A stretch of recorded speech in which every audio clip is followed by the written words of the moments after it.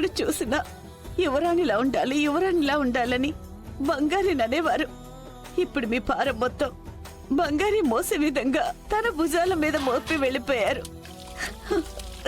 తను కష్టపడి సంపాదించి ఇప్పుడు మమ్మల్ని చూసుకుంటుంది. అమ్మా, నేనెలాంటి కష్టం పడ్డం లేదమ్మా. నేను చేసేది కష్టమైన పనే కాదు. నువ్వేం చెప్పొద్దు బంగారి. నీ చేయి మొత్తం కలర్ గా పెయింట్ అంటుకోనుంది. నువ్వేం పని చేసి వచ్చావో కూడా మాకు తెలియదు, కానీ నువ్వు కష్టమైన పని చేసి వచ్చావని మాత్రం తెలుస్తుంది.